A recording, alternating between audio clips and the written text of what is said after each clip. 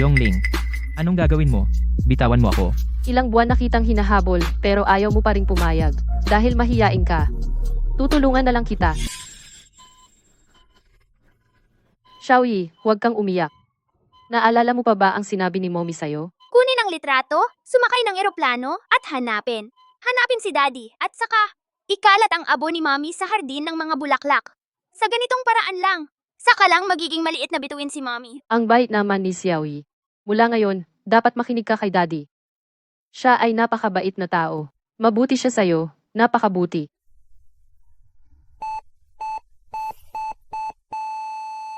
Mommy! Mommy, huwag kang mag-alala. Tiyak na mahahanap ni Xiaoyi si Daddy. Lalaki akong malusog at masaya. Ano bang nangyayari sa akin ngayon? Bakit laging hindi mapakali? Sir, tungkol sa pagbubukas ng branch sa ibang bansa, walang tutol ang Board of Directors.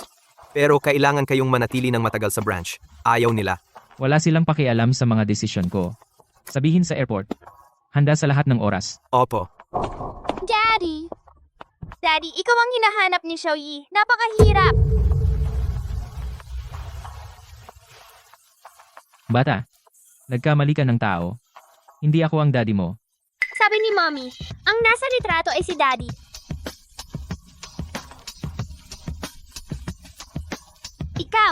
Ikaw ang daddy ni Xiaoyi.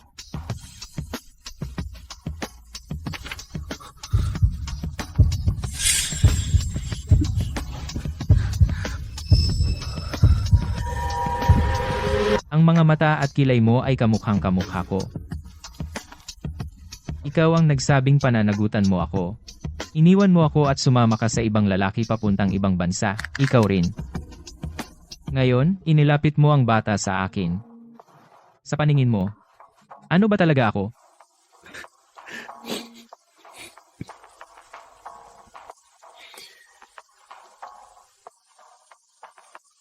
Wala akong anak na lalaki. Nagkamali ka. Sir, ang itsura ng batang iyon, kamukhang kamukha ninyo. Paano naging hindi ninyo anak iyan?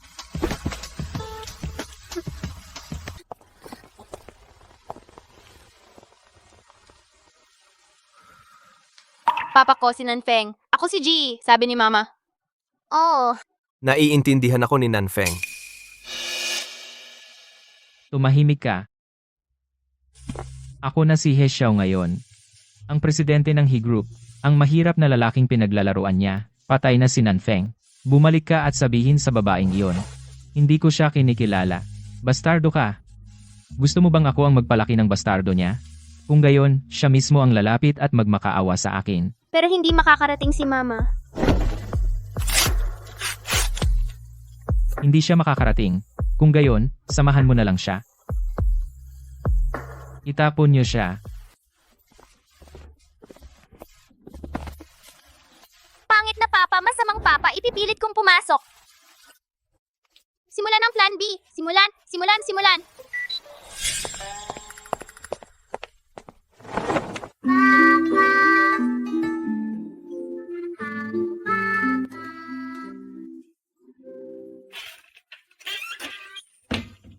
Itong bata.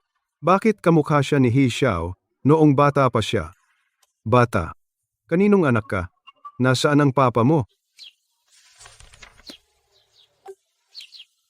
Lolo, ito ang Papa ko. Anak nga ni He Xiao. Ha ha ha ha. Tawagin mo akong lolo. Isama kita sa papa mo, ha? Talaga? Lolo!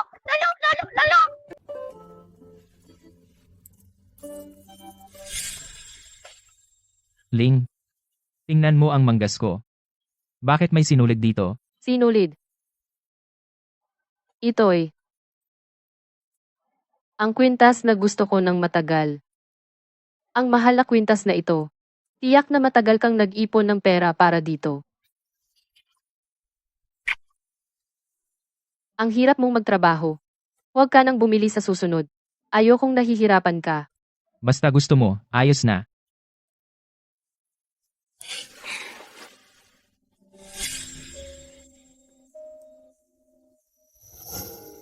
Zhongling, bakit mo naman naiisip?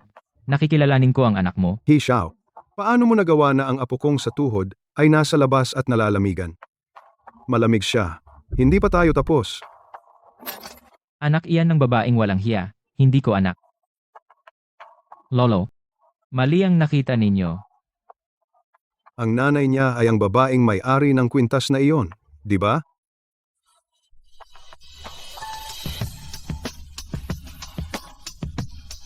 Lola sa tuhod, paano po ninyo nalaman ang mommy ko? Narinig ko lang. Hindi ko pa nakita. Ganito, Xiao Yi, dalhin mo si Mami para makita ko siya. Ha?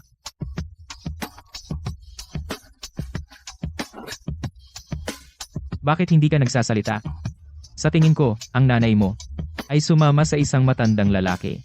Ayaw ka na niya dahil pabigat ka, di ba? Nagsisinungaling ka! Hindi ginawa ni mommy! Hindi!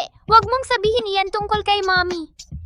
Nanfeng, mula nang ibalik ka sa pamilya He, kailan ka pa nawala sa sarili ng ganito?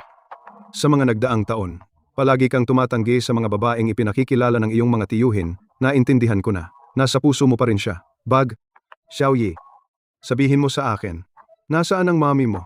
Sunduin natin siya pa uwi, ha? Mommy! Nasa langit si mommy. Naging munting bituin siya. Anong ibig sabihin? Nasa langit ang mommy mo. Naging munting bituin. Ang mga bata ay hindi dapat magsinungaling. Naiintindihan mo ba? Hindi ako nagsisinungaling. Si mommy ang nagsinungaling. Hindi siya. Pumunta sa panaginip ko. Lahat ng sinabi ni mommy ay panloloko kay Xiao Yi. Namatay na si mommy. Hindi na niya sasamahan si Xiao Yi. Anong sabi mo? Namatay siya.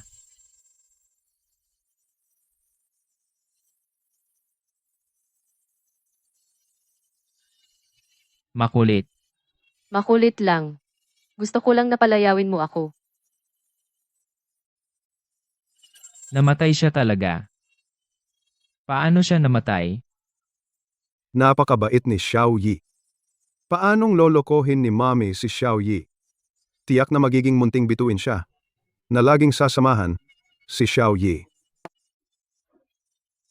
Alam mo ba, Xiao Yi? Paano napunta si Mommy sa langit?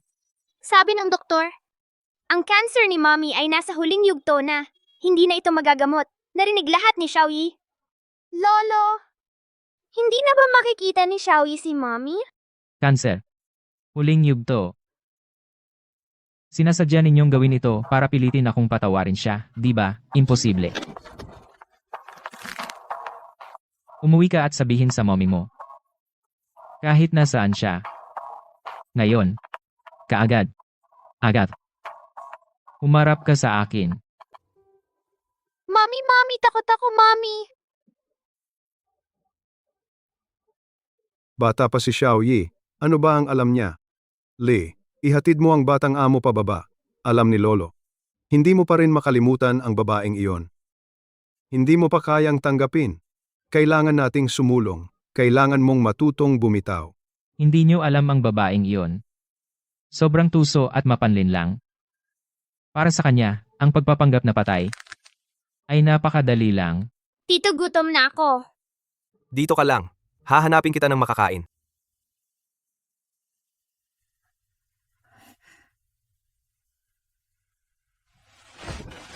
Si Lolo. May modo ako. Huwag mo na itong pakialaman.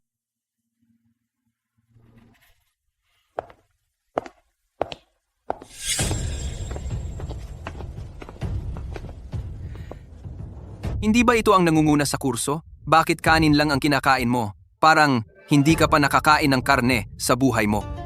Ngayon, ililibre kita. Ginoong Song, ito lang ba ang ililibre mo? Na-bankrupt na ba ang pamilya Song? Zhongling, ikaw. Anong ikaw? Makinig kayong lahat. Mula ngayon ako ang bahala kay Jiang Nanfeng.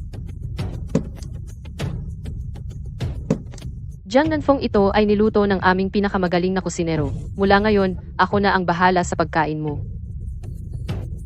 Layas na kayo. Naghihintay kayo ng tira niya.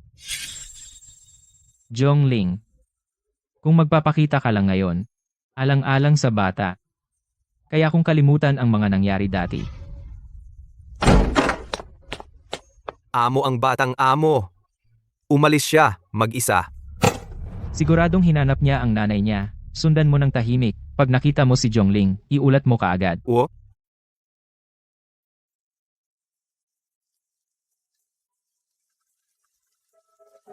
Hanapin ang bukid ng bulaklak. Gawing maliit na bituin si Mommy. Hanapin ang bukid ng bulaklak.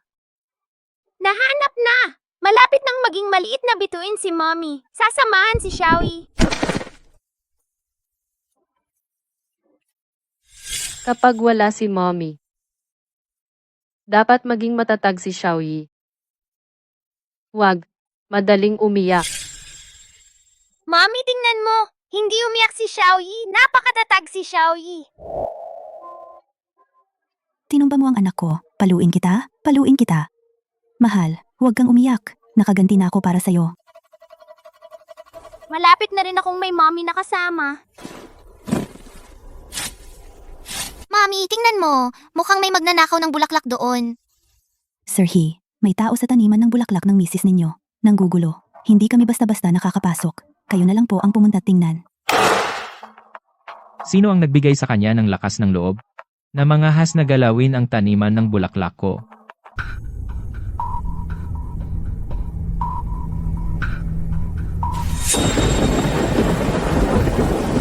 May malaking nangyari sa pamilya Zhong. Bakit hindi mo sinabi sa akin? Ako ang panganay na anak ng pamilya Zhong. Ang panganay na anak ng pamilya Zhong. Ikaw ay isang walang-wala. Mahirap na lalaki. Akala mo ba? Seryoso ako sa'yo. Kahit na wala akong pera ngayon. Ngunit ipinapangako ko. Nabibigyan kita ng buhay na gusto mo. Lingling, hindi tayo mag-abroad. Pwede ba? Huwag mo akong tawaging Lingling. Ang palayaw ko ay para lamang sa pamilya ko. Umalis ka. Ikaw ay laruan ko lang na binabayaran. Isang aso na gumagapang sa aking paanan. Bakit mo akalaing dahil sa isang aso ay tatalikuran ko ang mga mayayamang lalaki? Laruan lang ako para sa'yo. Pero mahal na mahal kita. Lingling, basta't manatili ka, pwede mo akong ituring na kahit ano. Lingling. Bakit wala akong anuman? Bakit? Kung pera lang talaga ang mahal mo, magiging mayaman ako. Gusto mong maging ibon sa hawla? Ako mismo ang gagawa ng gintong hawla para sa'yo, hinding-hindi ka makakalabas habang buhay. Ginoo, mula nang bilhin ninyo ang hardin ng mga bulaklak para sa inyong asawa, ay hindi ninyo pinapayagang pumasok ang sinuman. Kaya lang, napilitan akong tumawag sa inyo. Alam ko, ako na ang bahala. Umalis ka na.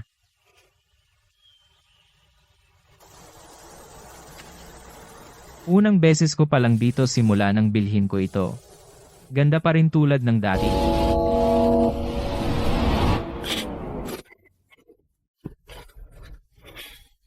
Mr. Jiang, papakasalan mo ba ang babaeng nasa harapan mo? Sa sakit at kalusugan, sa kahirapan at kayamanan, habang buhay, at hindi ka iiwan. Oo, gagawin ko. Miss Zhong, ikaw, papakasalan mo ba ako? Gagawin mo ba akong iyong legal na asawa? Sa sakit at kalusugan, sa kahirapan at kayamanan, habang buhay, at hindi ka iiwan. Oo, gagawin ko. Paano kung dito na nating gawin ang kasal? Hindi, ang kasal sa Kastilyo ang pangarap ko. May pera ako, kaya kong magbayad para sa kasal sa Kastilyo. Hindi mo kailangang tipirin ako. Zhongling, ang lugar na ito ay akin na ngayon.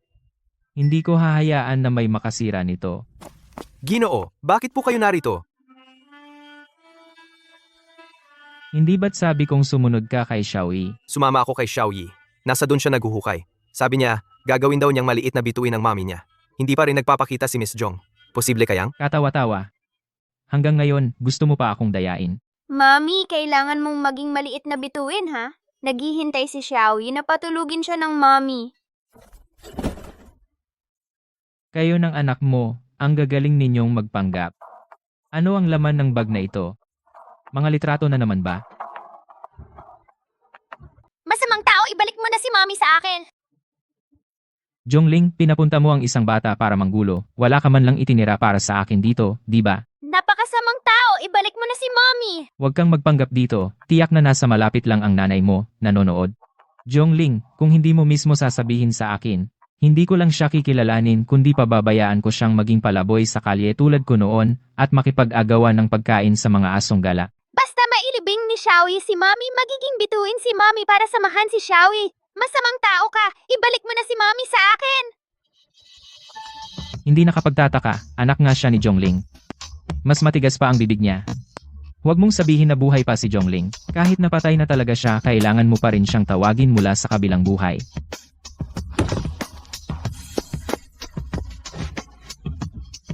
Bago mo pa makita ang nanay mo, hindi ka makakapunta kahit saan. Patay na si Mommy, patay na! Zhongling, mabuti ang anak na pinalaki mo. Magaling, Zhongling, hindi ka ba patay, mommy? Kung ganoon, ipapadala ko ang anak mo para samahan ka. Mommy, Mommy! Zhongling. Hindi. Ling. Ling. Hindi pa kita napaghihigantihan. Bakit ka naman basta na lang namatay? Mali ang sinabi ni Mommy, hindi ka mabuting tao, ikaw ay napakasamang tao. Gusto lang ni Mommy na mailibing sa paborito niyang lugar. Bakit mo pinigilan? Galit ako sa'yo! Zhongling, kung hindi lang kita kilala. Muntik na nga akong maloko sa'yo. Inihanda mo na pati ang abo mo. Para lang lokohin ako. Talagang pinaghirapan mo. Ginawa mo ang eksenang ito. Para lang malaman mo kung nasa puso ko ka pa. Oo, nasa puso ko ka pa. Pero ang puot na gusto kang maging alabok, Zhongling. Tigilan mo na ang pag-arte, yang pakikipot ng nanay mo. Ay hindi sapat. Hindi ito si Zhongling. Ito ang singsing namin ni Zhongling. Hindi maaari. Hindi pwedeng mamatay si Lingling. Ito ang death certificate ni Mommy. Patay na nga talaga si Mommy. Paano naging ikaw ang aking Lingling? Hindi mamamatay ang Lingling ko. Paano mamamatay ang Lingling ko? Zhongling, 5 taon kitang kinamumuhian. 5 taon na. Kinamumuhian kita dahil hindi ka tumutupad sa pangako mo. Kinamumuhian kita dahil iniwan mo ako. Pero hindi ko kailanman naisip na gusto kitang mamatay. Ginoong Jiang, papakasalan mo ba ang babaeng nasa harap mo? Sa sakit at sa kalusugan, sa hirap at sa ginhawa. Magpakailanman.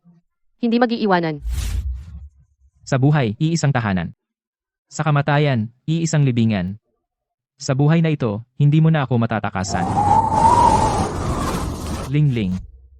Si Zhongling ay akin. Walang sino man ang makakaagaw sa kanya. Hindi. Lingling. Hindi na tayo maghihiwalay, di ba? Ikaw na masama! Huwag mong hawakan si Mommy ko! Kasalanan mo lahat! Lumipad si Mommy! Hindi siya maaaring maging maliit na bituin para laging makasama si Xiaoyi! Xiaoyi, wala nang Mommy na makakasama ko! Galit ako sa'yo!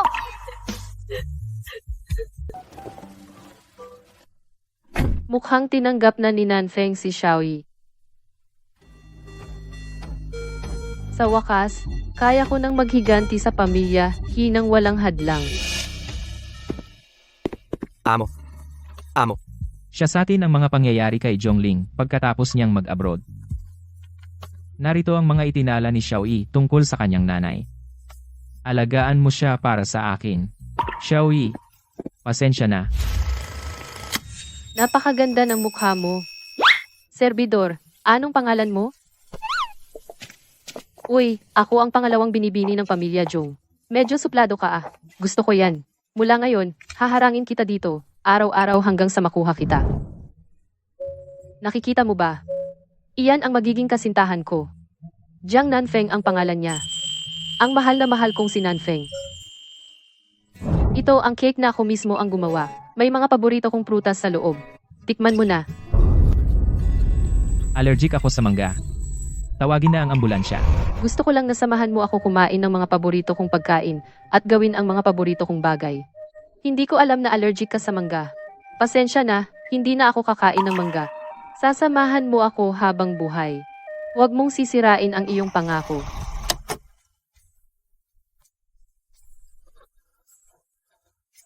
Lingling. Dapat pala ay sinamahan na kita kumain ng mangga.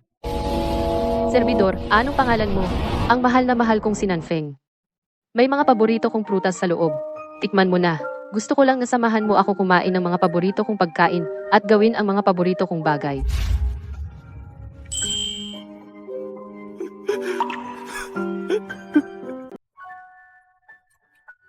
Huwag ka nang umiyak, Bobita. Pinakamahalaga sa akin ang pangako. Dahil nangako ako sa'yo, tiyak na sasamahan kita habang buhay, kahit nasaan ka.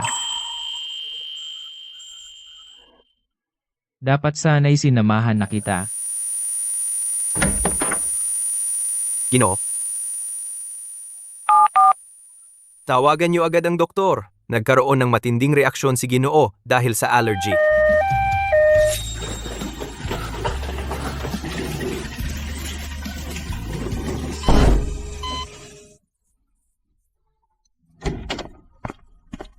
Daddy, may sakit ka ba? Hay, bakit kailangan mo pa iyang gawin? Ang patay ay hindi na mabubuhay. Si Xiaoyi ay wala ng nanay. Gusto mo bang mawalan din siya ng tatay? Daddy, katulad ni Mommy, iiwan mo rin ba ako? Tama si Lolo. Naranasan ko na ang hirap na walang magulang. Hindi ko dapat hayaang maranasan ni Xiaoyi ang pinagdaanan ko. Lingling, sa huli, hindi ko natupad ang pangako ko. Daddy, may nakain lang akong masama. Pagkaraan ng ilang araw, gagaling na ako. Huwag kang mag-alala. Xiaoyi, Daddy, tiyak na habang buhay na sasamahan kita. Ginoo. Ang ipinahanap ninyo tungkol sa batang master na tungkol sa kanyang nanay ay natuklasan ko na. Ito ang nalaman namin sa mga record medical ni Binibining Jong.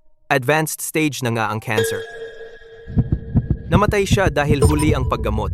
Ayon sa mga kapitbahay, hirap na hirap ang buhay ni Miss Jong. Hindi ba niya sinabi?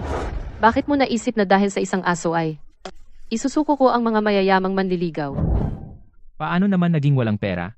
Nagpadala ako ng tao para magtanong sa mga kapitbahay. Mula nang umalis si Miss Jong hanggang ngayon. Siya lang ang nagpalaki sa munting amo.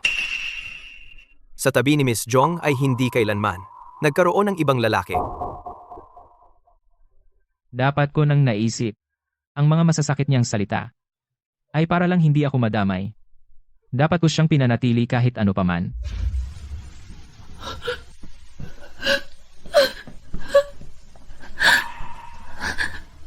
Pasensya na, Nanfeng. Huwag kang umiyak, Daddy. Hindi ka naman sinisisi ni Mommy. Lolo, pakihanda nga po ang listahan ng mga bisita. Iimbitahin ko sila sa aking kasal. Magpapakasal ka? Sige, sige. Dapat laging tumingin sa hinaharap. Mabuti naman at nakapagpatuloy ka na. Kailangan ding may mag-alaga kay Xiaoyi. Sino ang dalagang nagustuhan mo? Pupunta na ako para magpamanhikan. Wag na. Sa buong buhay ko, si Lingling lang ang mamahalin ko. Siya lang ang magiging asawa ko. Pero patay na siya. Bakit? Magpapakasal ka ba sa patay? Nangako ako sa kanya na ihahanda ko para sa kanya ang isang panaginip na kasal. Si Lingling ang tatabi sa akin. Ako mismo ang magsusuot ng singsing sa kanya.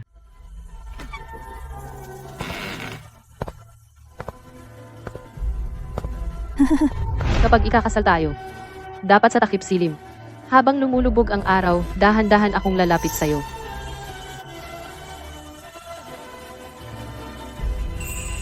Congratulations sa kasal ng Ginoo at Ginang. Naway mahabang buhay para sa Ginoo at Ginang. Hanggang sa pagtanda. Lingling, pakakasalan na kita. Jiang Nanfeng, sa wakas akin ka na.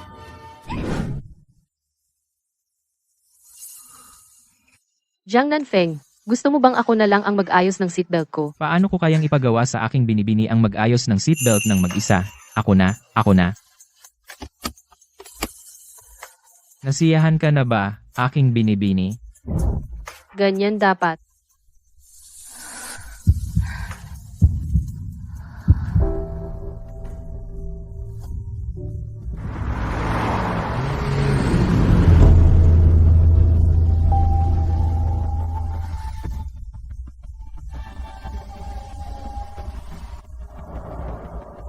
Yiyi, pasensya na at sinamahan mo akong umuwi. Kapag nakita ko na si Lolo, babanggitin ko kaagad sa kanya ang ating kasal. Basta't makasal tayo. Makukuha natin ng maayos mula sa tito at tita ko ang lahat ng mana ni Papa. Sa oras na iyon, ako at ang mana ay sayo na lahat. Ang gusto ko lang ay ang buhay mo.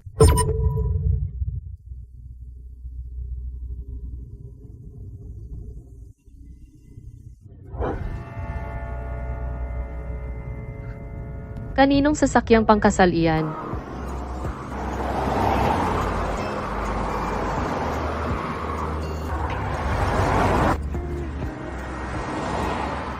Iyan ang mga sasakyang pangkasal. Parang sa pamilya He iyan. Amo, hindi po kayo nagkakamali. Ito po ang mga sasakyan ng pamilya He. Ikakasal ngayon ang pangalawang amo. Ang bastardong iyon ay ikakasal na. Ewan ko kung sinong dalaga ang malas. Yiyi, dadalhin kita sa isang masayang lugar. Sundan natin ang mga sasakyan sa unahan. Alam mo ba kung sino ang magiging may bahay ng pamilya He? Masyadong nakatago. Baka isang importanteng tao. Inarkila ng pamilya, He, ang pinakamahal na bulwagan sa Huajing para lang makagawa ng isang pangarap na kasal para sa nobya. Ibig sabihin, hindi basta-basta ang kanyang pagkatao. Pumasok na ang nobya.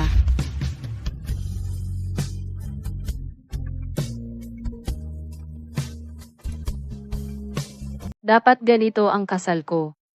Bumukas ang mga ilaw. Isang pantasyang kastilyo ang nakita ng lahat. Nakasuot ako ng magandang damit pangkasal sa loob ng kastilyo. Ikakasal ako sa iyo sa harap ni na mama, papa, at ate. Pasensya na, Lingling.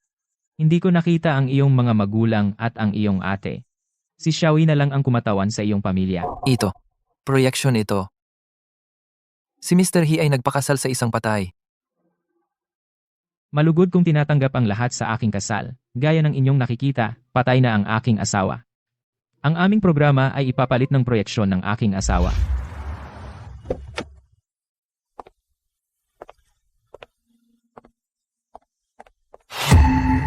Bakit ang pangalawa ang ikakasal? Ako na ang panganay. Bawal bang pumasok? Ginoo, bumalik kayo ng walang paalam. Alam ba ng matanda? Binabantaan mo ako? Mukhang hindi nagkakasundo ang mga kapatid. Ang pamilya He ay hindi rin nagkakaisa. Wag na lang. Kahit ako ay mula sa marangal na pamilya. Nagtataka ako sa kasal ng mga karaniwang tao. Pero alam ko ang tamang asal. Dahil hindi pinapayagan ng may-ari. Umuwi na lang tayo. Si He Xiao ay isa lamang anak sa labas na dinala rito. Narito pa ako. Lingzo, huwag mong saktan ang sarili mo sa galit.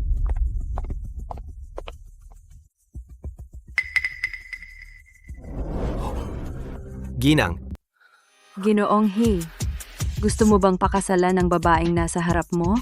Maging Maging sa sakit, sa buhay, o sa kamatayan sa kahirapan, o kayamanan. Gusto ko pa rin pakasalan si Zhongling. Magpakailanman. Hindi magbabago ang puso ko. Mangyaring maging saksi kayo, mga nakatatanda. Simula ngayon, siya ang asawa ko. Ako si He Xiao. Ilalagay ko ang kanyang alaala sa dambana ng pamilyang He. Ang kanyang pangalan at ang aking anak na si He Ji ay isusulat sa talaan ng angkan. Kalokohan. He Xiao ngayon, ikakasal ka sa isang patay. Pinahiya mo na ang pamilyang He. At gusto mo pang ang isang patay na pumalit sa posisyon ng may bahay ng pamilyang He. Talagang kahangalan. Ang pamilya He namin ay kahit paano, kilala at iginagalang sa syudad ng Huajing. Napapasukin ng isang patay sa dambana. Huwag mo nang isipin. Paano kung igiit ko ito? Kung ganoon, umalis ka sa pamilyang He. Hindi lang ikaw ang tagapagmana ng pamilyang He. Ang sinasabi ninyong tagapagmana ay ang aking kuya na nagkagulo, na natakot at tumakas sa ibang bansa.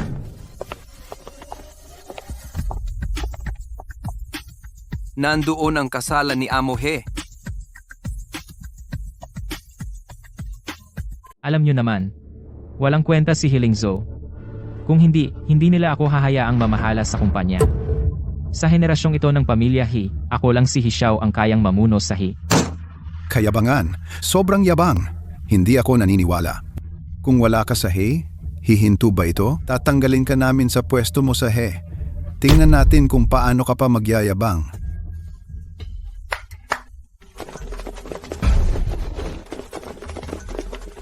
Ikaw, anong gagawin mo? Lolo, huwag kang matakot, may ipapakita lang ako sa iyo.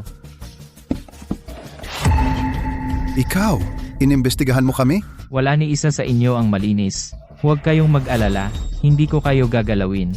Sasabihin ko lang sa inyo ang isang katotohanan. Pwede kayong maging mascot ng He. Pero mascot lang talaga kayo.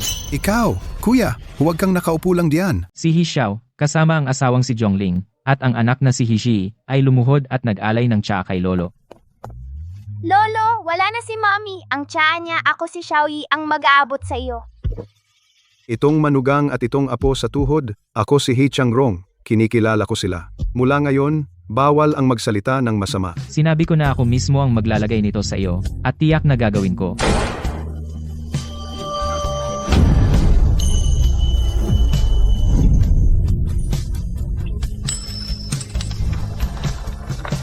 Bakit nandito si Jiang Nanfeng? Siya ba ang nakababatang kapatid ni He Lingzhou?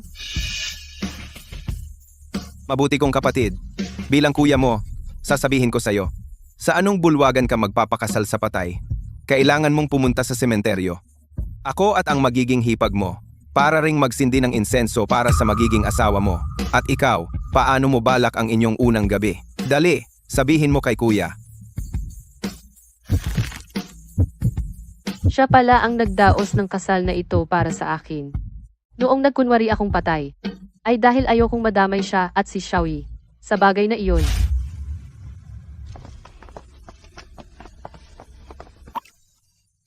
Ang record mo sa ospital, ang iyong medical na record, at ang proseso ng iyong pagkamatay. Inayos ko na lahat. Walang anumang naibunyag. Ang death certificate at ang abo. Ibinigay ko na lahat kay Xiaoyi. Walang sino mang magdududa sa iyong pagkamatay. Pero sa totoo lang, hindi pa siya nakita ng ama ni Xiaoyi. Talaga bang aalagaan niya siya? Iwan mo muna si Xiaoyi sa akin. Pwede mo siyang sunduin pagkatapos mong maghiganti. Tiyak na hindi basta-basta titigil ang pamilya He. Kung ako lang ang mamatay, iyon ang pinakamabuting proteksyon para sa kanila. Hindi mo alam. Mabuti si Nanfeng. Tiyak na magiging isang responsableng ama siya. Si He Lingzhou ang dahilan ng malagim na pagkamatay ng aking mga magulang at ate. Papanagutin ko siya sa kanyang mga ginawa. Mula sa sandaling ito, ako na lang si Luoyi. Kumusta? Ako si Luoyi. Ako ang hipag mo. Loy, Iyon ay ang loy ng aristokratikong pamilya. Ano, iyon bang may mga negosyo sa buong mundo? Ang matandang aristokrata, ang pamilyang Loy? Ang pamilyang Loy ay umusbong sa loob ng isang siglo. Hindi mabilang ang kanilang yaman. Ilang taon na ang nakalipas, biglang namatay ang tagapagmana at iniwan ang lahat ng kayamanan sa kanyang nag-iisang anak na babae. Siya ba iyon? Ang mapangasawa ang tagapagmana ng pamilyang Loy ay isang karangalan para sa aming pamilya. Kuya, napakagaling ng panganay mong apo. Mommy! Mommy! Nakita ko si Mommy. Masakit pa rin. Hindi ako nananaginip. Talagang bumalik si Mommy. Mommy, miss na miss kita. Kaninong bata ito? Bakit ka tumatawag ng mami? Ito ang handaan ng pamilya ninyo. Hindi mo ba siya kilala? Paano ko siya makikilala? Hindi ako nagkakamali. Ikaw talaga ang mommy ko. Hindi ko inilibing ang abo mo. Kasalanan ko yun. Humihingi ako ng tawad, Mommy. Mommy, huwag mo akong itakwil. Tingnan mo ng mabuti.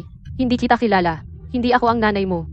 Huwag ka nang magkamali ulit. Si Yiyi ay galing sa marangal na pamilya. Bakit ka nagkakaroon ng bastos na anak? Sino kayang anak sa labas ito?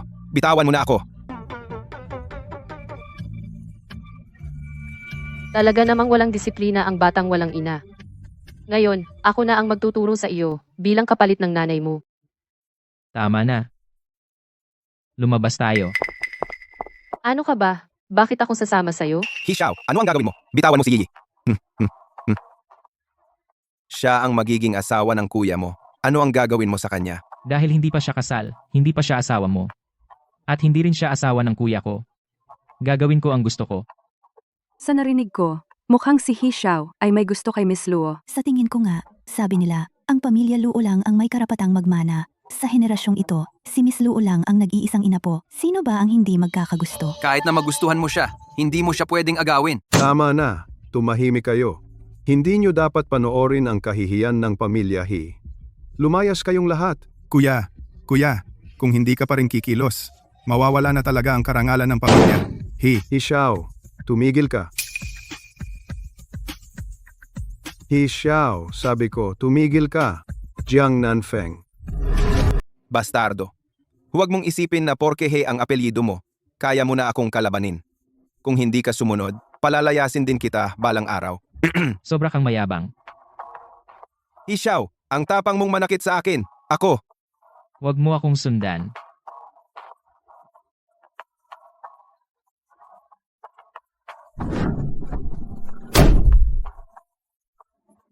Zhongling, ano ba talaga ang gusto mong gawin? Ginoo, ako si Luo Yi. Hindi kita kilala. At lalong hindi ko alam kung sino si Zhongling na sinasabi mo. Kasalanan ko na natawa ako sa iyo kasama ng kuya mo. Pakiusap, bitawan mo ako. Maharlika si Luo Yi, angkan ng Luo. Naisip mo pa yan? Paano magkakagusto ang anak ng angkan ng Luo? Sa walang kwentang si Helingsu, para tulungan. 5 taon na ang nakalipas, iniwan mo ako. Ngayon, nagkunwari kang patay para lokohin ako, at iniwan mo rin ang anak ko. Sabihin mo kung paano ko isisingil sa iyo ang lahat ng ito. So pala, labis mo akong kinamumuhian. Sa isang sandali, naisip kong gusto kong ipaglaban mo ako laban sa buong angkan ng He. Katawa-tawa. Ang apelido ko ang nagbibigay sa akin ng lakas ng loob na gawin ang gusto ko. Ginagawa ko ang anumang gusto ko. Kaya kong magustuhan ang kahit sino, at hindi kita kailangang bigyan ng paliwanag. Talagang ganun ka pa rin, mayabang. Hindi mo inaamin. Ang mga bakas ng ating pag-iibigan, ako ang aamin para sa iyo. He Xiao, ano ba talaga ang gusto mong gawin? Sabihin mo, ano bang ginawa mo noon? Kailangan ko pa bang ipaalala sa iyo?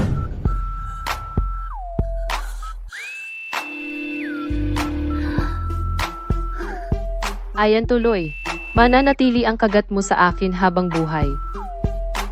Nakatakda kang maging akin habang buhay. Paano nangyari yan?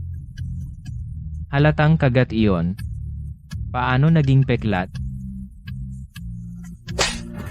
Gago ka. Nakita mo na lahat, pati ang mga hindi dapat makita. Umalis ka na nga.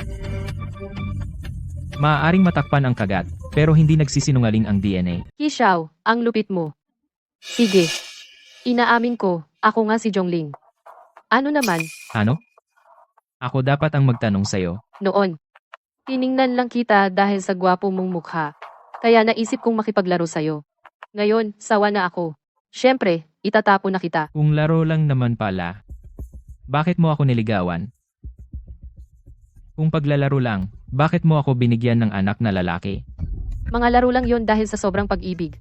Huwag mong sabihing siniseryoso mo yon. Tungkol sa batang iyon. Bugso lang ng damdamin iyon. Pagsilang niya, nagsisi na ako. Para makalayo sa inyong mag-ama. Nagplano pa ako ng pekeng kamatayan. Hindi ako naniniwala. Mahal mo ako, gusto kong sabihin mong mahal mo ako, sabihin mo. Ah, mahal na mahal pala ako ng Second Master He. Kung alam ko lang na ikaw pala ang senyorito ng pamilya He.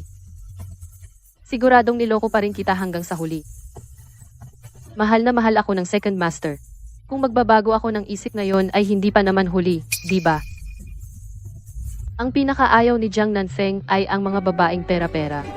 Dahil hindi ko siya mapatigil sa pag-asa, hayaan ko na lang nakamuhian niya ako. Dahil iyan ang gusto mo, tutuparin ko.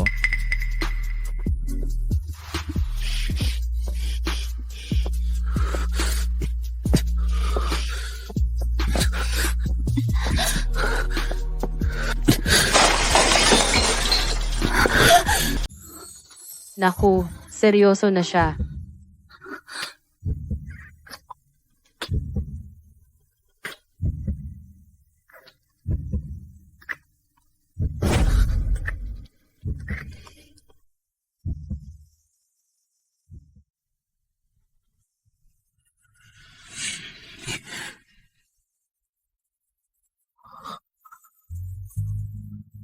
Anong ginawa mo sa akin?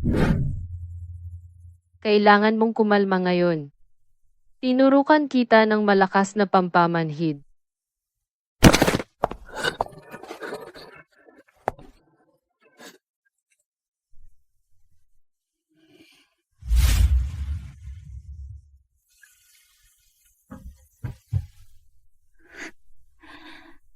Ikaw. Isipin mo na lang na panaginip ang nangyari noon. Mas mahal kita kaysa sayo. Kuya, simula ngayon, ate mo na lang ako. Bakit siya nandito? Kailan siya dumating? Gaano na kaya karami ang narinig niya sa atin?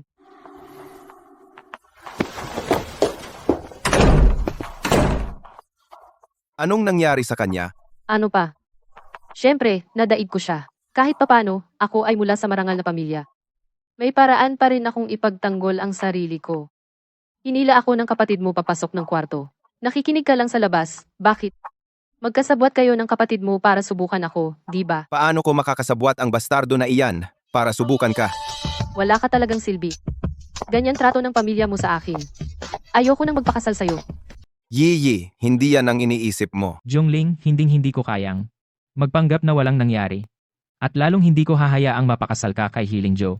Sa buhay mo ngayon, sa susunod na buhay, at sa susunod pang buhay, akin ka lang. Simula ngayon, ako na ang namamahala sa bahay na ito. Susunod kayong lahat sa akin. Malinaw ba? Opo, ginang. Mabuti. Dalhin ninyo ang mga gamit ko sa kwarto. Sa liwanag ng araw, maraming nanonood. Wala siyang magagawa sa akin. Mas mahalaga ang trabaho. Bakit siya parang multo? Parang hindi siya nawawala. Ang malas.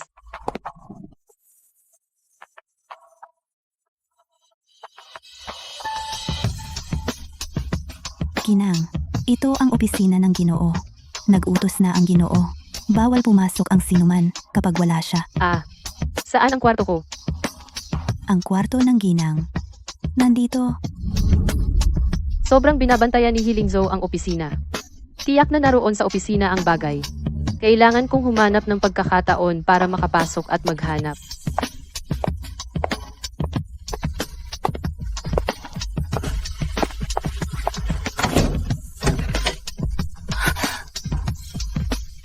Ikaw.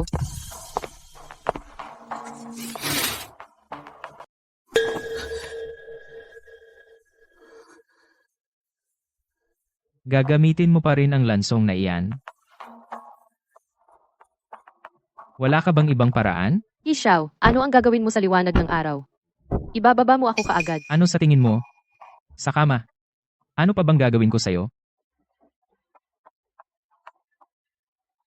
Hishaw, payag na ang lolo mo. Malapit na akong maging hipag mo. Hindi mo ako pwedeng ganyanin. Ikaw ay kay Hishaw. Sa buong buhay, ang tanging titulo mo ay babae ni Hishaw. Hishaw, wag mo nang lokohin ang sarili mo. Niloloko ko ang sarili ko. Dati, lagi mo akong tinatanong, ano ang pakiramdam ng kilig?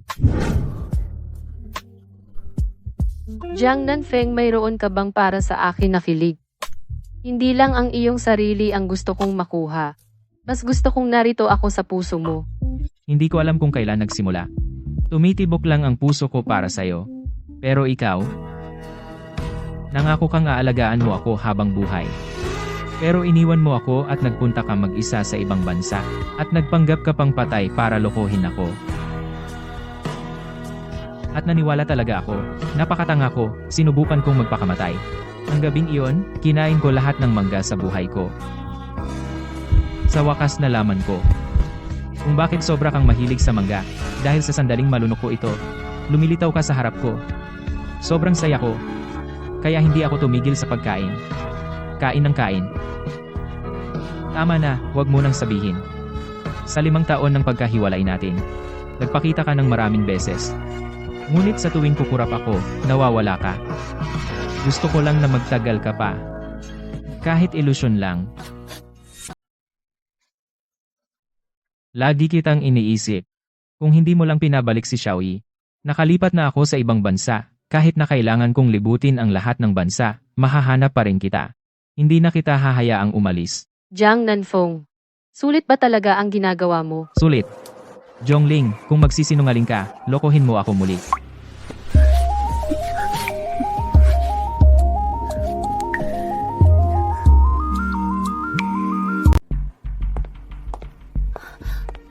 Lumipat na ba ngayon ang panganay na manugang?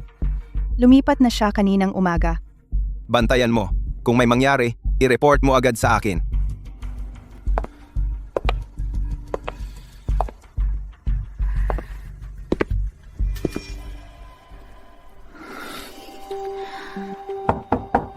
Nasa loob ba si... Yi? Dali, magtago ka. Darating na si Healing Zoo.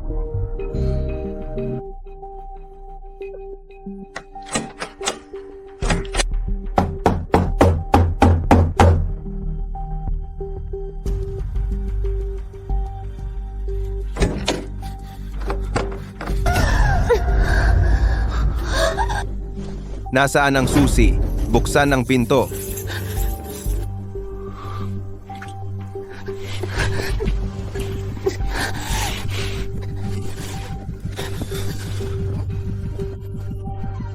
Walang kwenta.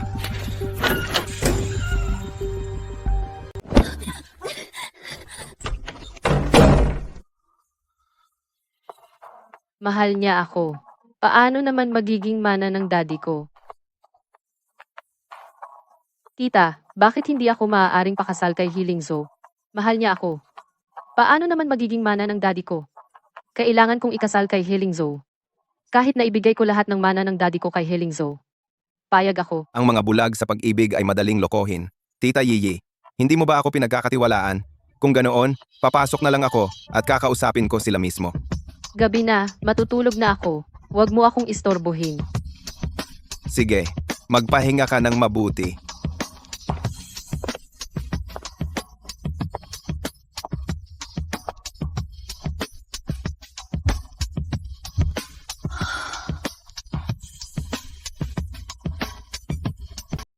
Hindi ko talaga inaasahan. Ang galing mo namang umarte. Nakaka-excite ba kanina?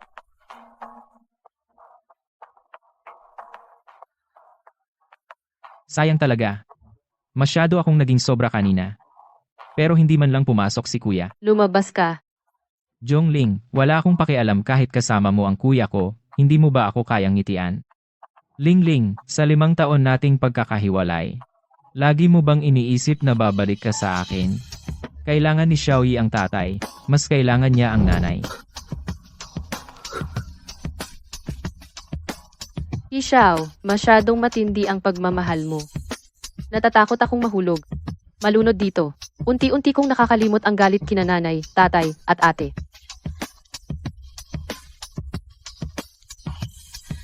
Ishaw, tapos na tayo. Umalis ka na.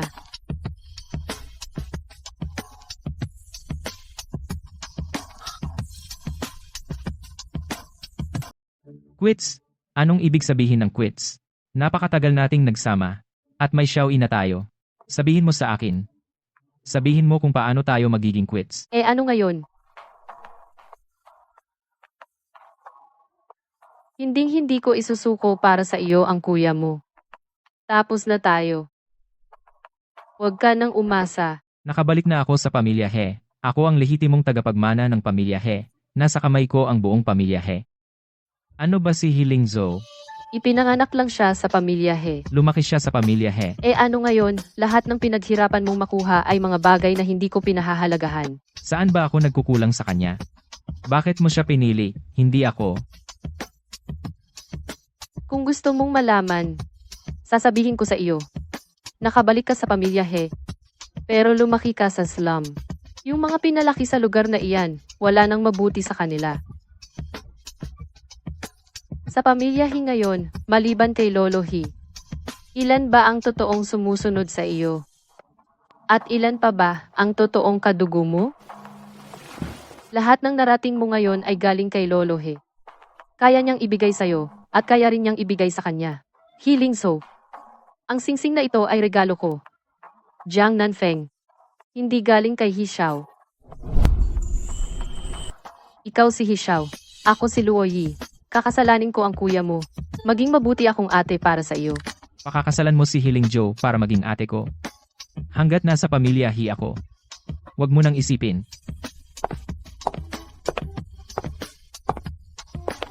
Teka. Ano?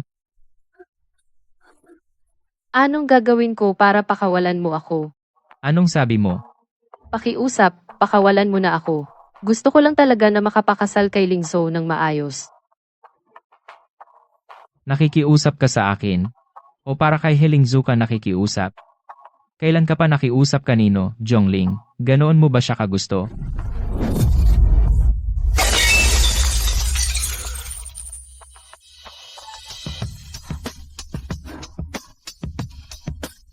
Maghanap ka ng ipambabalot. Huwag mong dungisan ang dugo mo ang kwarto ko.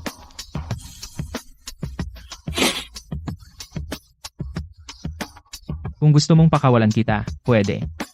Hindi mo ba ako niloko? Napatay ka na? Eddie, hintayin kong mamatay ka ng totoo. Saka kita pakakawalan.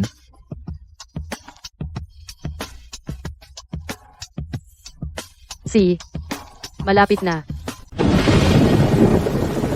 Sing-sing, sing-sing. Regalo yan sa akin ni Lingling.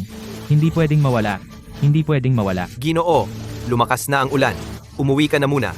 Ginoo, ako na po ang hahanap ng singsing. Ang nawala sa akin. Bakit ikaw ang hahanap? Ako mismo ang maghahanap nito. Lumayo ka nga sa akin. Oy, kapatid, anong ginagawa mo diyan? Sing-sing lang yan, walang halaga. Kung mawala, bumili na lang ng bago. Nanghihinayang ka ba sa pera? Matagal ka nang nakabalik dito. Bakit hindi mo pa rin matanggal ang ugaling mahirap? Kahit na ikaw ay isang hamak na ulila. Pero naging kapatid kita sa loob ng maraming taon. Ito na lang, bigay ng kuya mo.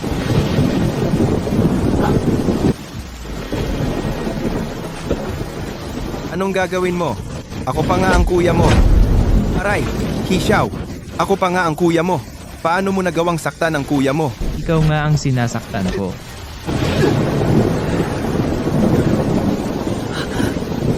Tigil, maawa ka.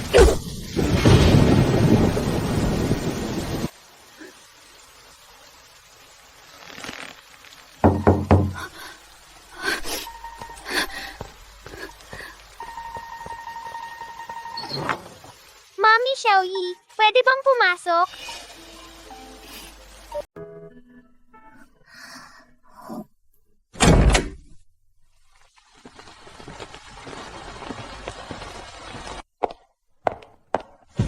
Mami, miss na miss kita! Mommy, bakit ka umiiyak? Hindi ako umiiyak. Malakas lang ang hangin. May pumasok na buhangin sa mata ko kanina. Sige, ipan ko ang mata mo, Mami. Maayos ka ba noong mga araw na wala ka sa akin? Gusto mo ba si Daddy? Hindi, Mami. Hindi talaga maganda, Mami. Kahapon, ngayon, at bukas araw-araw namimiss ko si Mami. Dati, nagkunwari kang hindi mo ako kilala, Mami. May dahilan ka, di ba? Sabi ni Daddy na ayaw mo na sa amin, pero hindi iyon totoo, di ba?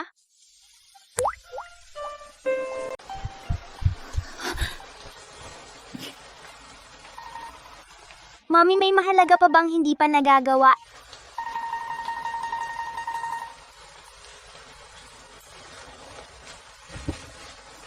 Ang talino talaga ni Xiaoyi. Dahil sa ilang kadahilanan, hindi pwedeng malaman ng ibang tao ang relasyon ni Mommy at ni Xiaoyi. Pero bakit hindi masabi ni Mommy kay Xiaoyi? Alam ni Xiaoyi na hindi siya iiwan ni Mommy. Mommy, inaantok na si Xiaoyi. Palihim na sinisiraan ni Daddy si Mommy. Ayaw ni Xiaoyi na matulog kasama si Daddy. Mommy, pwede bang matulog ako sa'yo ngayong gabi? Gusto rin ni Mommy na matulog kasama si Xiaoyi. Pero dito, kailangan nating magpanggap na hindi tayo magkakilala. Nakalimutan mo na ba, Xiaoyi? Alam ko na. Sige, Mommy. Good night.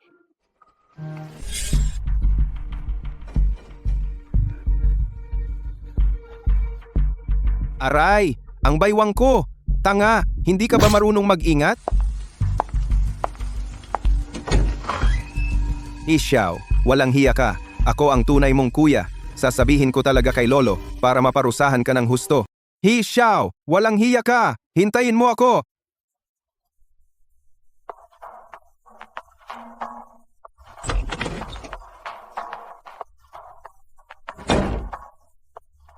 Sana hindi ito natuklasan.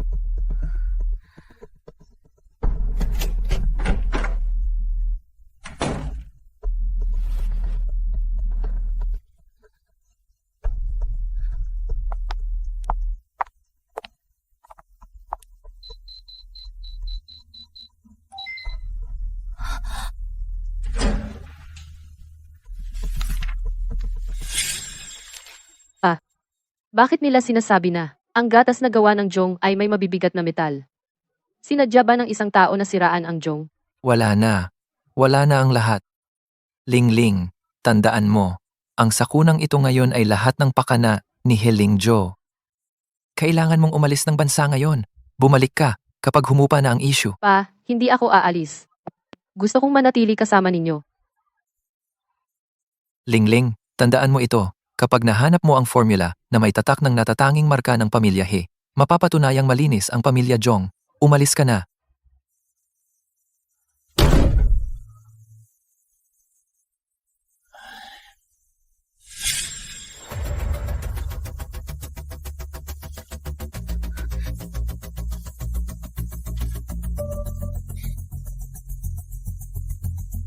Anong ginagawa mo?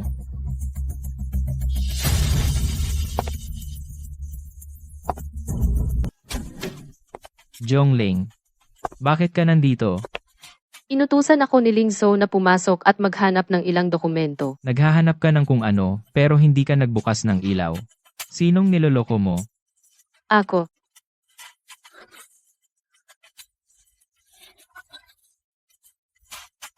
Sabihin mo kung ano ba talaga ang gusto mong gawin. Pumunta lang ako para kumuha ng mga dokumento. Maniwala ka man o hindi. Nasa baba si Lingzo, wala ba siyang sariling paa? Pinapunta ka niya para kumuha ng mga dokumento para sa kanya.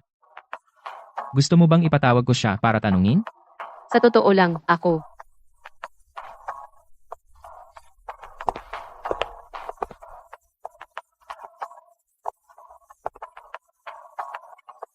Wala rin ang binatang amo sa estudyo. Bakit bukas ang pinto? Para. May nakita akong tao sa loob kanina. Bakit nawala? Baka namalikmata lang ako. Bakit nawawala? Baka namalikmata lang ako.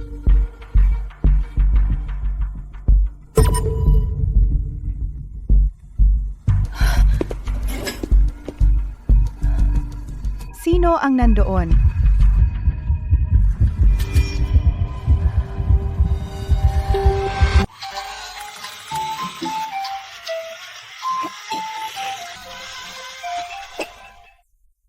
Senyorito, bakit ka nandito?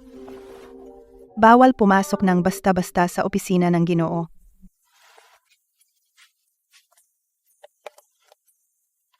Yung kotse na binili ni Lolo para sa akin, pumasok dito. Napakahalaga ng opisina ni Tito. Bakit nakabukas pa ang pinto? Sa susunod sabihin mo kay Tito, ilock ng mabuti ang pinto.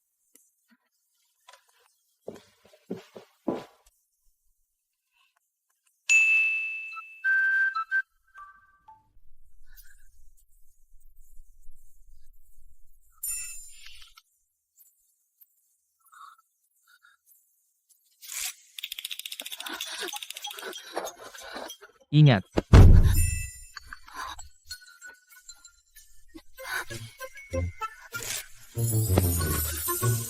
Nasugatan ka. Dalhin kita sa doktor.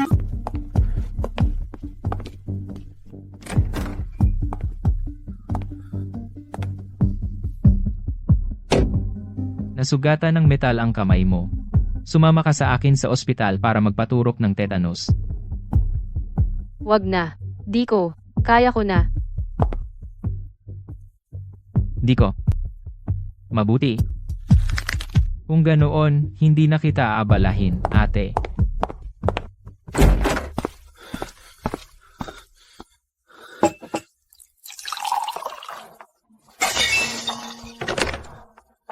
Pumunta ka rito kaagad. Jongling, kung walang awa ka, huwag kang magtaka kung wala rin akong awa. Gino, kailangan mo bang magpalit ng benda? Wala akong sakit kahit kaunti, bakit kailangan pang magpalit? Ihatid mo ito kay Jong na maharlika. Sabihin mong galing kay Hesiao. Hindi ba siya ang nagsasabing, huwag akong mag-alala? Gagawin ko pa rin. Opo. Sandali. O baka naman si Hilingzo ang nag-utos sa iyo na ihatid ito. Ginoo, ang pagbabalik ng panganay na ito ay tiyak na para palayasin ka sa He Corporation. Pagkatapos ng lahat, naging presidente siya ng He Corporation sa loob ng ilang taon. Malamang na si Miss Luo ay isang bitag ng kagandahan. Huwag kang mahulog sa bitag. Sa palagay mo, may posibilidad ba na ang bitag na ito ay para kay Healing Joe? Pagkatapos mong ihatid ang gamot, saliksikin mo ang nakaraan ni Healing Joe at lahat ng ginawa niya sa He Corporation.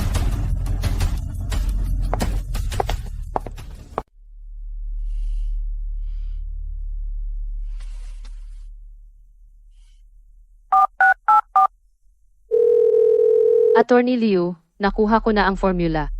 Maaari na nating kasuhan ang He Corporation at si Healing Joe.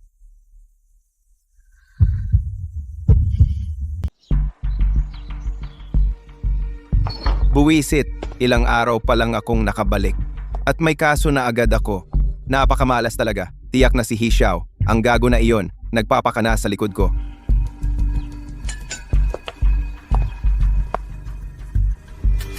Huwag kang magalit. Maliit na kaso lang naman yan. Wala yan. Kumain ka muna ng almusal bago umalis. Wala na akong ganang kumain.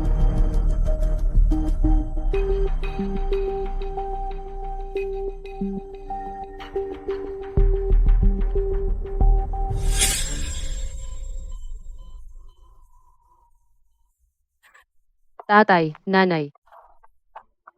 Ate, Nagbebenta sila ng may laso na gatas sa mga sanggol. Talagang walang awa sila. Tumalon na lang sila at namatay. Sobrang dali lang para sa kanila.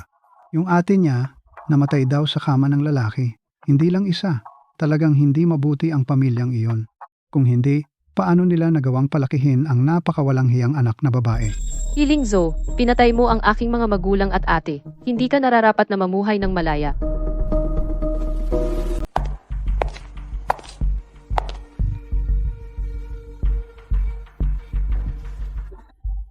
Lahat ng ebidensyang nakalap ni Miss Jong sa loob ng 5 taon, na isumite na ang lahat.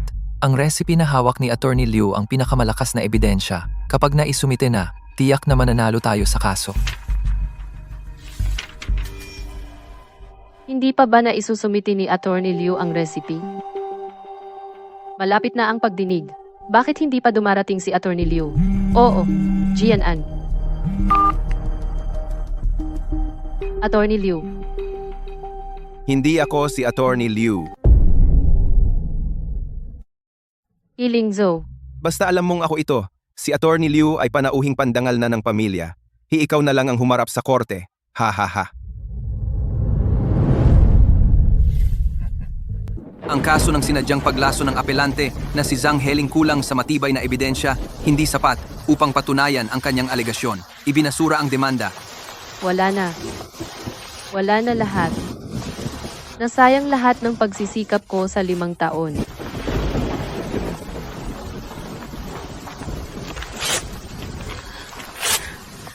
Haha, Healing Joe. Dahil hindi ko kayang linisin ang pangalan ng pamilya Jong, kung ganoon, sabay tayong pumunta sa impyerno.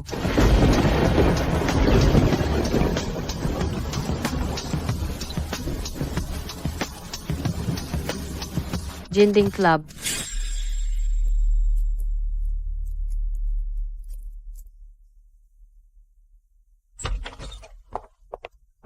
Sabihin mo sa mga matatandang iyon sa board, mga dokumento lang ang tinitingnan ko.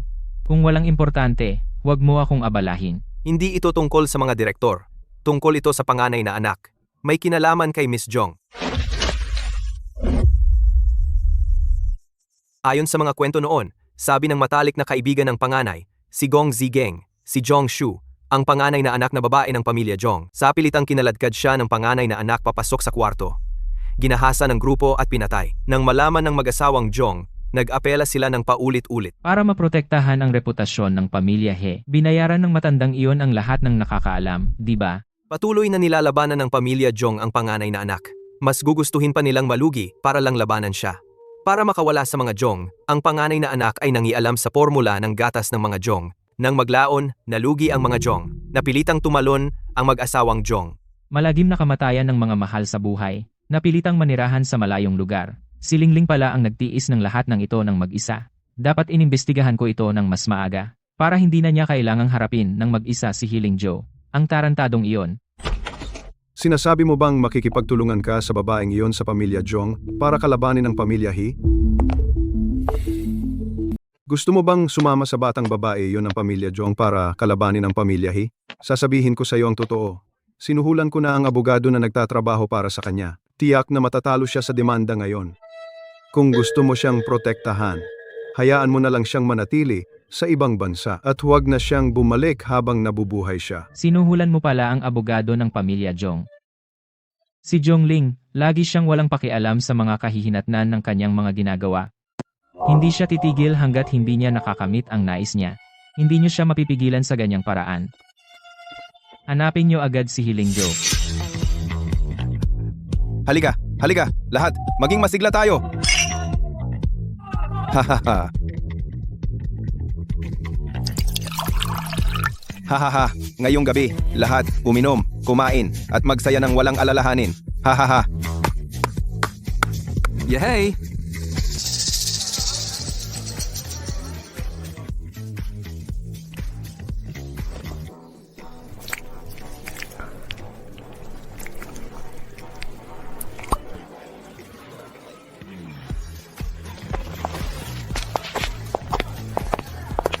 Mr. He, tagay! Mr. He, tikman niyo po ang alak na ito. Pinakuha ko pa, tumula sa France. Mr. He, tagay ko sa'yo.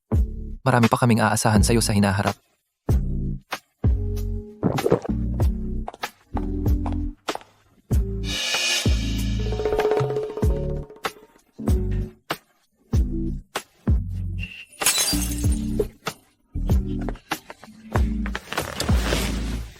Limang taon na ang nakalipas, gumamit lang si Mr. He ng isang laso na formula at nabankrupt ang kumpanyang Jong.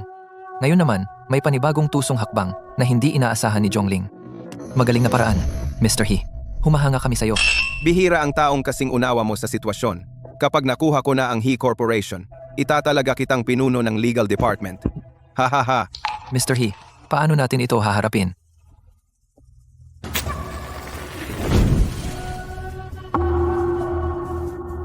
Magaling na paraan, Mr. He. Ang babaeng ito, kasing inosente ng tatay niya. Pinagbabayad ako ng buhay para sa namatay niyang ate. What? Panaginip mo lang yan. Noon, kaya kong ipatalon ang mga magulang niya. Ngayon, kaya ko siyang mawala ng tuluyan sa mundong ito. Ang lupit ni Boss Ho.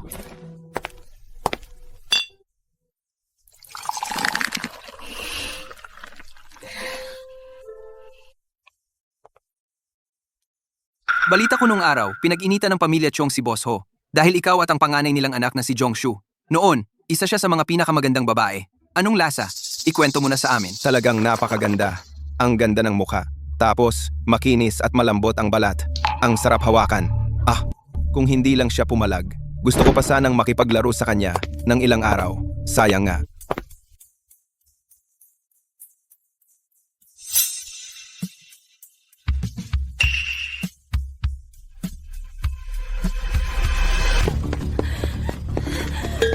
Hayop, mamatay ka. Ah,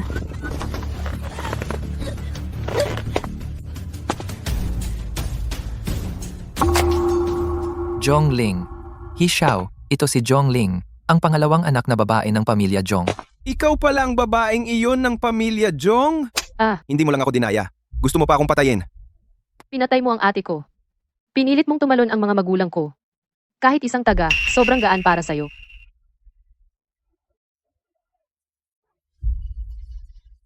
Kung pwede lang, gusto kong kainin ang laman mo at inumin ang dugo mo. Ikaw pa? Gusto mo akong patayin? Panaginip mo. Ah. Dahil ikaw ang lumapit sa akin. Kung ganoon, lalaruin kita ng husto.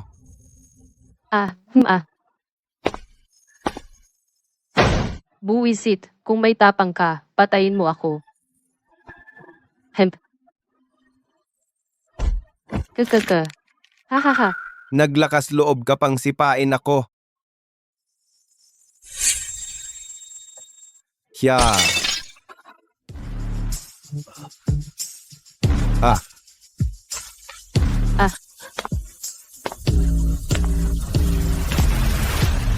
Ah. Xiao, ikaw, at itong babaeng hamak ay talagang may kayo. Tamang-tama ang pagdating mo. Tatapusin din kita. Dakpin ninyo rin siya. Ginoo, siya ang presidente ng He Corporation. Lahat kami ay sumasahod sa He. Paano namin masasaktan ang aming amo? Si He Xiao ay isang bastardo. Ako ang tunay na tagapagmana ng pamilyang He. Ang kumpanya at ang pamilyang He ay akin lamang. Kumilos na kayo. Tingnan ko kung sino ang maglalakas loob. Aray, Lingling, ayos ka lang ba? Pasensya na. Lingling. Nalate ako. Gusto niya akong patayin. Isa siyang mamamatay tao. Pinoprotektahan mo ba ang isang mamamatay tao? Pinoprotektahan ko nga siya. Anong gagawin mo? Sa akin ka na lang, wag mo siyang galawin. Ikaw na walang hiya. Kung hindi kita disiplinahin, hindi mo malalaman kung sino ang nakatatanda. Ay, aray! He Xiao. Ako ang kuya mo. Bakit mo ginawa ito sa akin? Sasabihin ko kay Lolo. Gago ka, papatayin kita, papatayin kita, papatayin kita. Kumalma ka. Lingling, wag kang padalos-dalos. Pinatay niya ang mga mahal ko. Gusto ko siyang mamatay. Bitawan mo ako. Papatayin ko si Hiling Zhou. Alam ko lahat. Wag kang mag-alala, ipaghihiganti kita.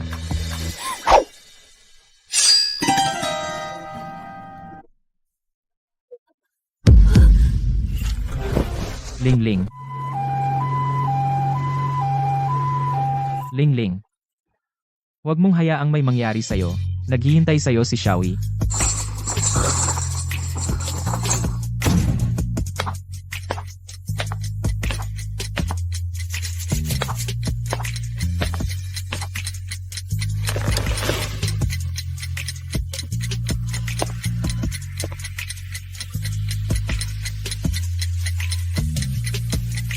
Lingling, huwag kang mapahamak.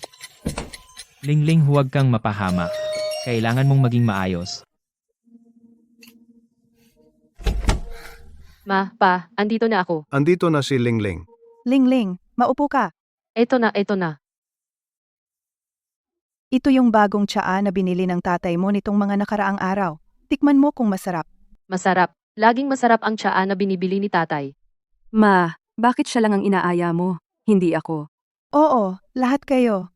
Tikman ninyong dalawa, mga anak ko. Pa, ate. Hiling Zhou. Lingling, andito ako. Hindi, papatayin ko si Hiling Zhou. Lingling, kumalma ka muna. Ako na ang bahala kay Heling Zhou, ha? Ang paghihiganti para sa aking pamilya, bakit ko iyan ipaubaya sa iyo? Ang pamilya Hiba ang nag-utos sa iyo na bantayan ako. Ha?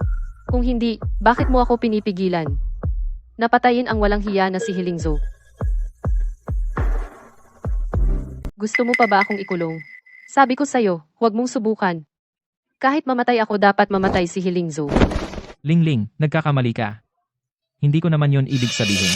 Kung ganoon, huwag mo akong pigilan. Xiao, bastos ka. Bitawan mo ako. Lingling, pakalma ka muna, okay? Kumalma ka. Doktor, kumusta ang mga magulang ko? pasensya na. Ginawa namin ang lahat. Napakalubha ng aksidente. Nakikiramay kami.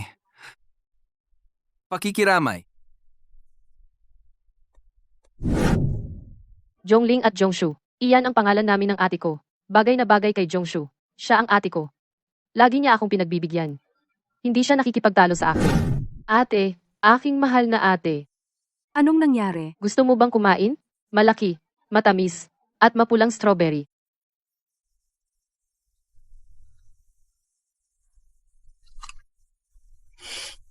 Noong bata ako, makulit at selosa ako. Hindi rin siya nagagalit, nakaupo lang siya doon. Tahimik at kaaya-aya. Siya ang pinakamabait at pinakamagandang nilalang sa mundo. Siya ay napakabuti at dalisay na tao. Noong mamatay siya, puno ng dumi ang katawan niya. Ang mga magulang ko gusto lang nilang makulong si Heling Zhou. Mali ba iyon? Bakit sila pa ang namatay? Lingling. Wala na ang mga kamag-anak ko. Sabihin mo sa akin kung paano magpapakalma. Pasensya na, kasalanan ko lahat. Hindi ko lubos na naunawaan ang paghihirap mo. Hindi kita naunawaan ng tama. Jongling, bata ka pa. Mahaba pa ang daan para sa iyo. Huwag mong sirain ang sarili mo para sa isang taong walang kwenta. Kung buhay pa ang pamilya mo, tiyak na hindi nila gugustuhin na gawin mo ang ganyang katangahang bagay. Nandito lang kami ni Xiaoyi palagi para sa iyo. Tayo ang tunay na pamilya. Lingling, magtiwala ka sa akin. Hindi ko pakakawalan si Heling Zhou. Mommy, mommy, mommy! Aha.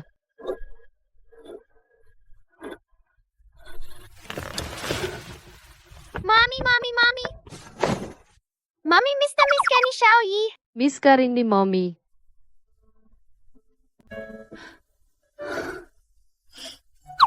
Mommy, miss na miss ka ni Xiaoyi. Bakit ka nandito sa ospital?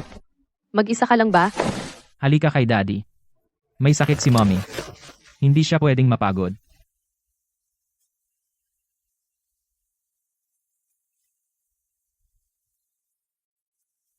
Ang galing talaga ng Xiaoyi natin.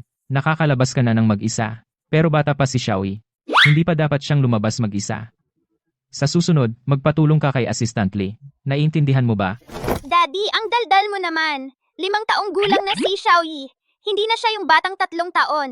Paanong hindi niya alam na dapat sumama sa matatanda?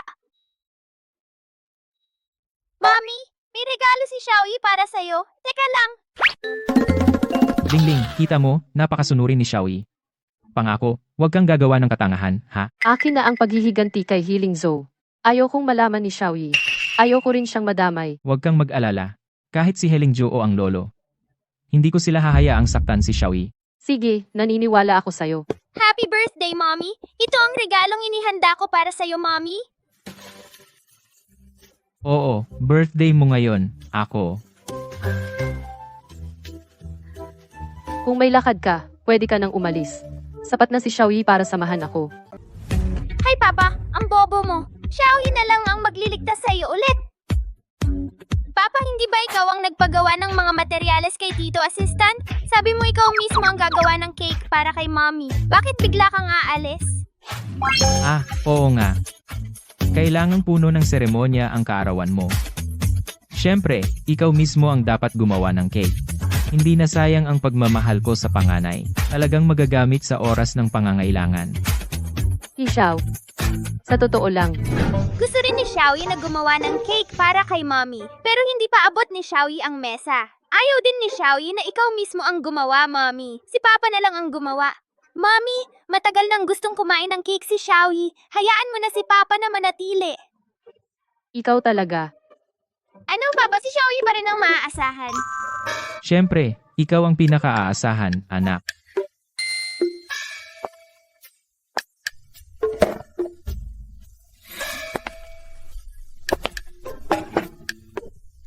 Mommy, si Xiaoyi ang magbabantay kay Papa para hindi siya makakain ng palihim. Takot ka bang kumain ng patago ang papa mo? O ikaw rin ang gustong kumain ng patago? Sinunog na ni Heling Zhou ang recipe. Kung gusto nating maghiganti, kailangan ng ibang paraan. Sa panahong ito, dapat nang magmadali. Kailangan nating putulin ang ugnayan sa kanila. Mahilig si Mommy sa prutas, dagdagan pa. Isa pang dako. Naku, Hizi, pwede bang tumigil ka sa kakulitan mo? Pinaghirapan kong pakinisin yan. Paglalagay lang ng cream. Si Daddy, inabot ng kalahating oras. Sa bilis na to, mamamatay na sa gutom si Mommy. Maraming prutas, maraming cream. Hindi to pwede, sobrang pangit. Paano kakainin ng mommy mo ang cake na ganito kapangit? Ako na.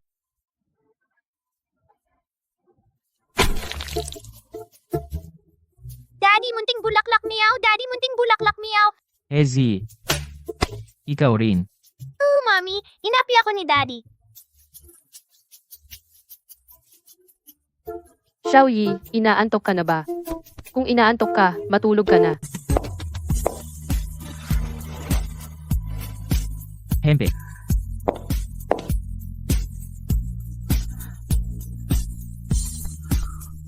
Gusto ko lang siyang asarin. Sino bang mag-aakalang hindi siya marunong maasar? Xiao, umalis ka na. Pagkagising ni Xiaoyi, ipapahatid ko sa'yo. Mula ngayon, huwag na tayong magkita. Ba? Bakit? Galit ako sa pamilya He. Galit ako sa bawat isa sa kanila. Kung alam ko lang noong una na taga-pamilya He ka, hindi ko na sana ipinanganak si Heshi. Ayoko na. Ayoko nang magkaroon pa ng koneksyon sa pamilya He, kahit na anak ko pa siya.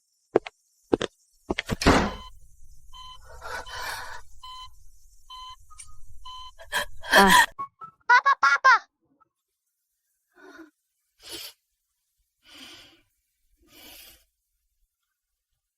Kumain ng cake. Malaking cake. Sa panaginip, si Hishaw pa rin ang iniisip mo. Mukhang lubos mo na siyang tinanggap, kaya lubos na rin akong makakapanatag. Xiaoyi. Mommy, marami pa akong dapat gawin. Hindi na kita makakasama. Mula ngayon, dapat mong sundin si tatay. Hindi ka ba umalis? Bakit ka bumalik? Kapag nagising na si Xiaoyi, sabay na tayong kumain ng cake. Kung hindi, iiyak na naman siya. Mula nang ipanganak siya hanggang ngayon, ang bawat birthday cake mo ay sabay ninyong kinakain.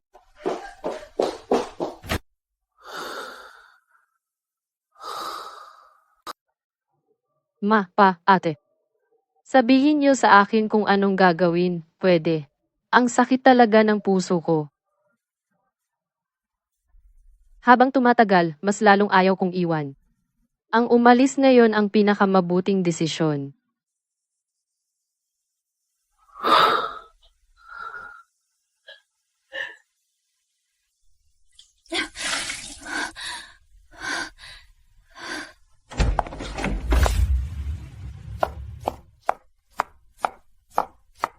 Ikaw. Malapit na ang ulam. Maupo ka muna sa hapagkainan. O gaya ng dati, umupo ka sa tabi ko, at panoorin mo akong magluto.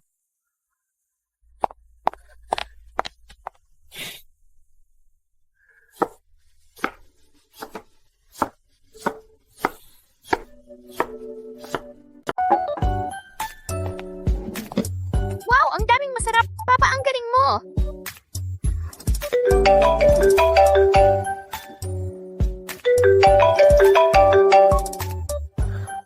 Lingling, kumain na muna kayo ni Xiaoyi. Babalik ako sa lumang bahay. Yung mga ipinasuri mo sa akin ng lihim, alam na ng lolo ang lahat. Pinapunta ka sa lumang bahay ngayon, siguradong para panagutin ka. Kung maaari, wag na lang kayong pumunta. Nakaayos na lahat ng testigo at ebidensya, di ba? Eddie, wala nang problema. Kahit na mabugbog ako, hindi naman bago sa akin. Bantayan mo sina Lingling at Xiaoyi, lalo na si Lingling, at huwag mong hayaang tumakas siya. Siguradong mabubugbog ng husto ang CEO ngayon, baka hindi siya makabangon ng 10 araw o kalahating buwan. Kailangan bang may mag-aalaga sa kanya? Masarap ba? Oo. Madam, may masamang balita. Iginiit ng CEO na kasuhan ng panganay na anak. Subalit hinila siya pabalik ni Lolo He. Malamang na mapahamak siya. Mas mabuti pa pumunta na kayo at tingnan siya.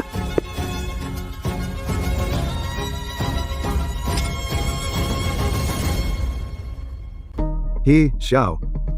Alam mo ba ang mali mo? Wala akong mali. Walang hiya ka. Tingnan mong mabuti. Sa loob ng 3 araw, mahigit 20 kasosyo ang kumalas sa He Corporation. Ang iba pang kasosyo ay sumunod din.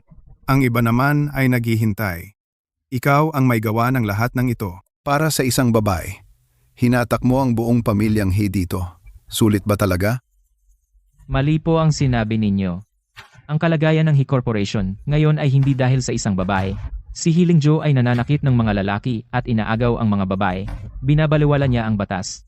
Darating din ang araw na iyon, maaga o huli, pinaaga ko lang ito. Ikaw, paano nagkaroon ng isang tulad mo ang pamilyang He?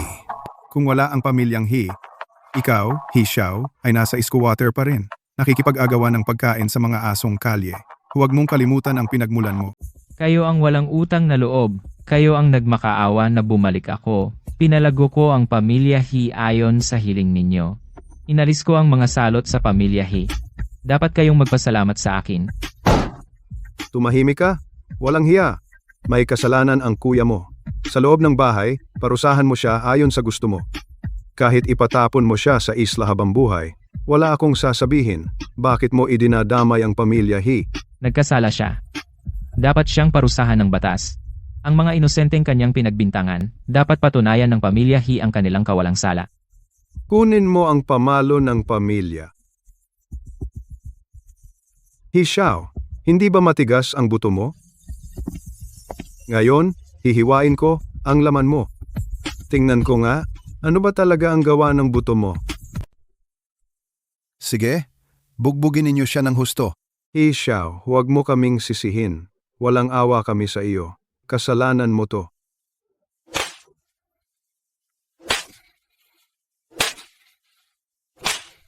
Tigil. Kung sasaktan mo siya muli, bilang nag-iisang nakaligtas sa pamilya Zhou, magdaraos ako ng press conference para sirain ang reputasyon ng pamilya He.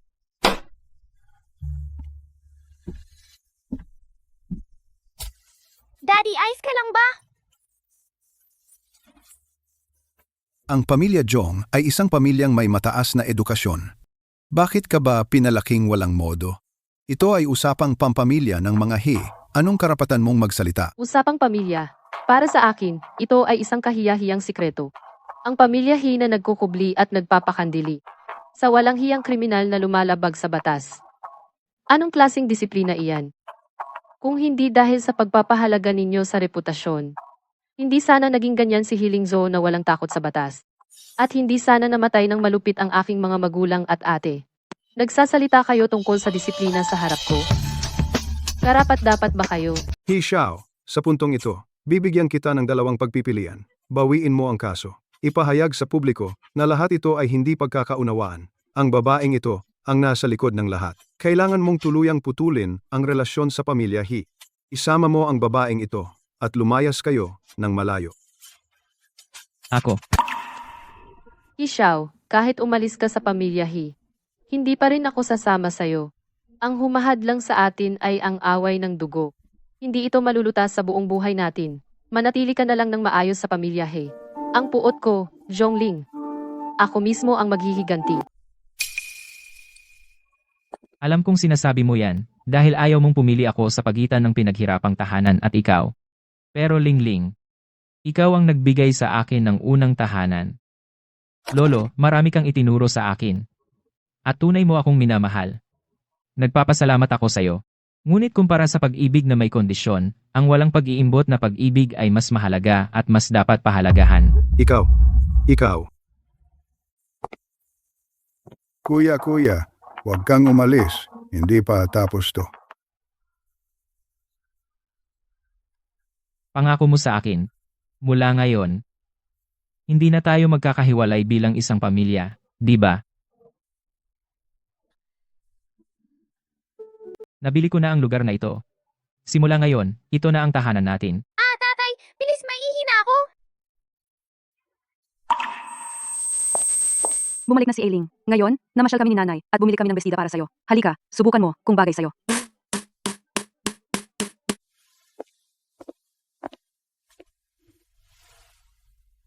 Maganda ba? Maganda. Ang ganda kapag isinuot mo. Para kang diwata.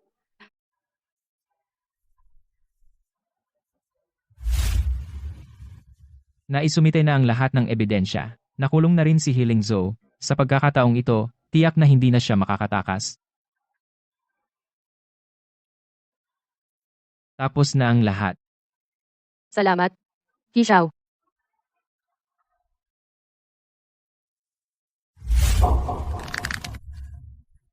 Zhongling, puta ka. Kapit na kapit ka sa akin. Pinahiya mo ako. Hintayin mo, bago ako umalis. Tiyak na papatayin muna kita. Matulog pa ako sandali. He Xiao.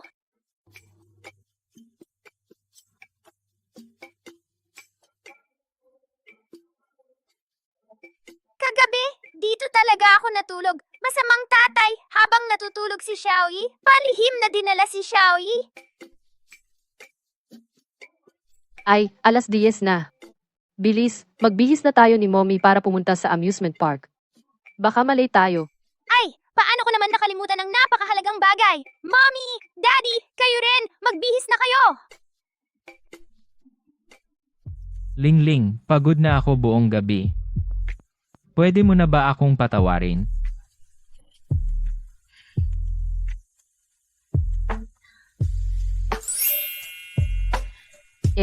Munting sinungaling. Saan isusuot ang singsing na ito? Depende pa sa performance ng isang tao. Tatay, nanay, handa na ba kayo? Darating na kami.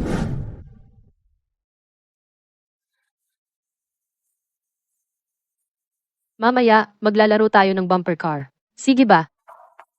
Yehey! Yehey! Xiaoyi, masaya ka ba?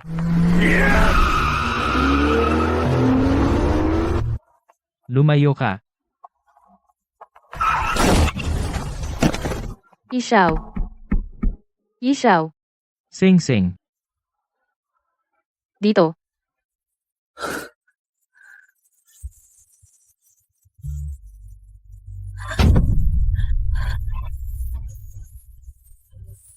Yishaw, makinig ka sa akin. Kung mamatay ka ng ganyan, hinding-hindi kita mapapatawad habang buhay.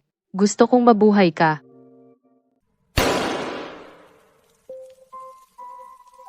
Opisyal na binuksan ang tindahan ng Zhongxi para sa mga nanay at sanggol.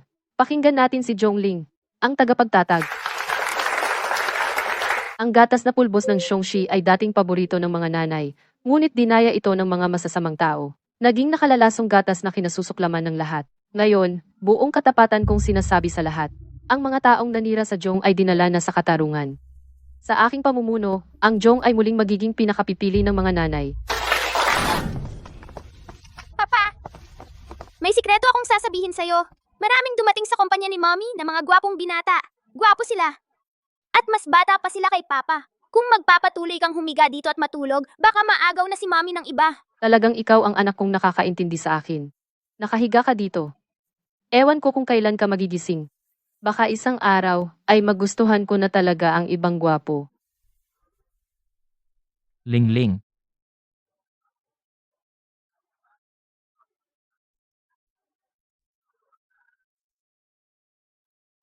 Papa! Tito Doktor, gising na ang papa ko! Sinabi mong pananagutan mo ako. Lingling. Pakasalan mo ako. Pwede ba?